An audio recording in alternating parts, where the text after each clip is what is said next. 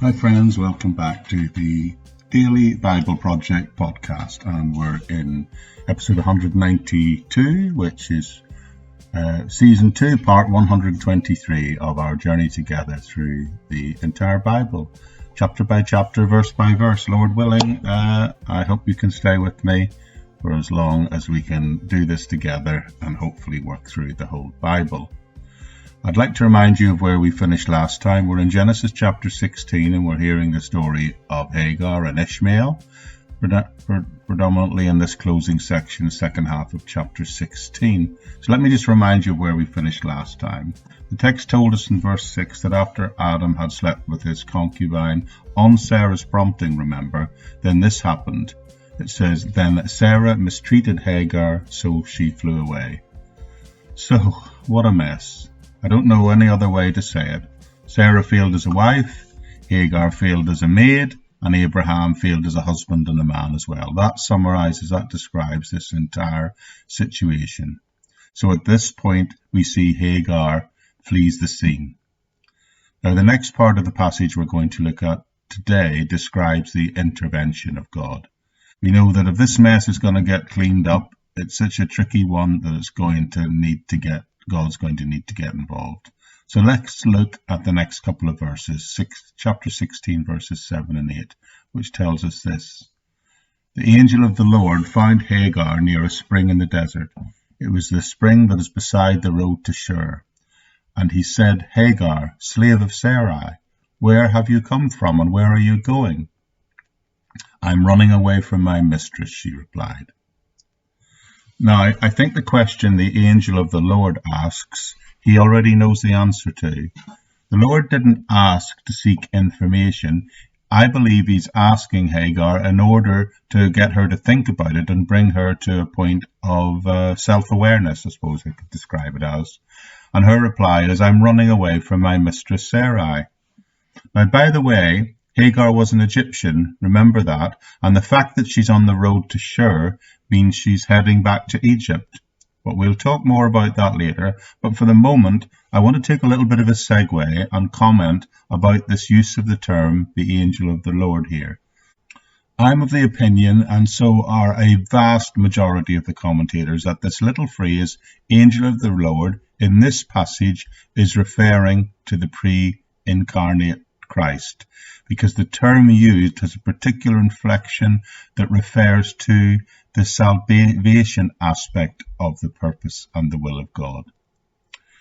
Now, it seems to me that Hagar also recognizes this, because later in verse 13, we will see her say to him, to the angel of the Lord, you are the God who sees me. You, she says, I have now seen the one who sees me. I believe that Hagar knew she was in fact speaking to the Lord. So clearly the angel of the Lord in this passage, although appearing, we know, of course, that Jesus hasn't appeared yet on earth.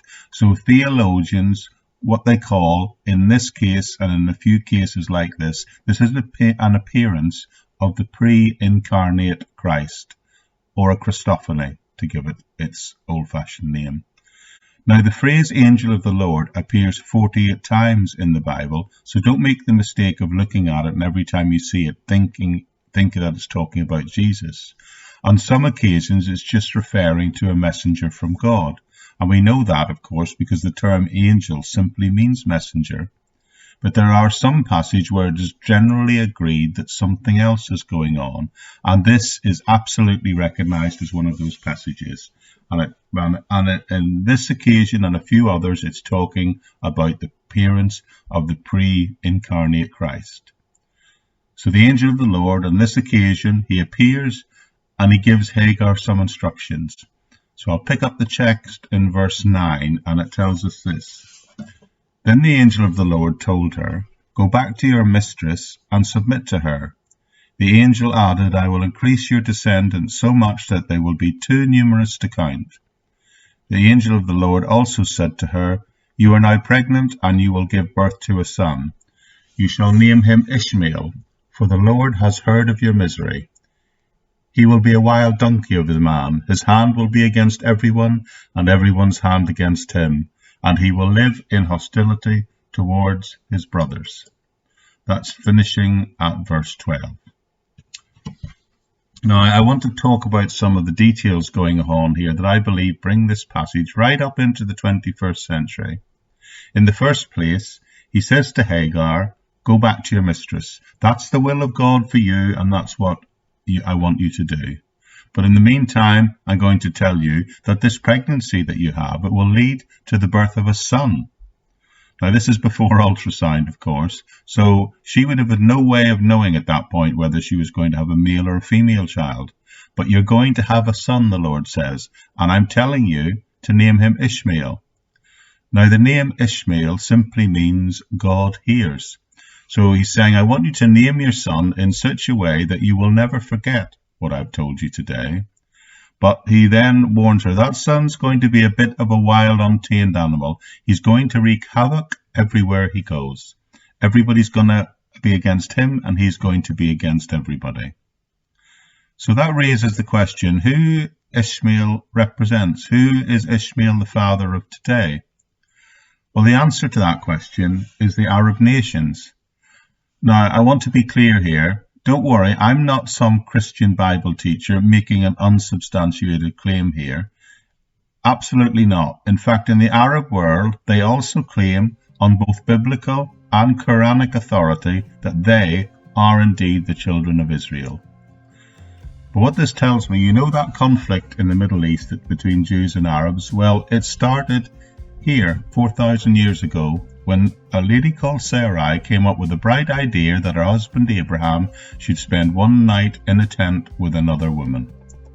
So the next time you read the newspaper and the Jews and Arabs are going at it, remember Genesis 16 and all that happened there, because all this happened because Abraham spent one night in a tent with the wrong woman. Well, we'll pick up the story and what it means next time. Thanks for joining me. Bye for now.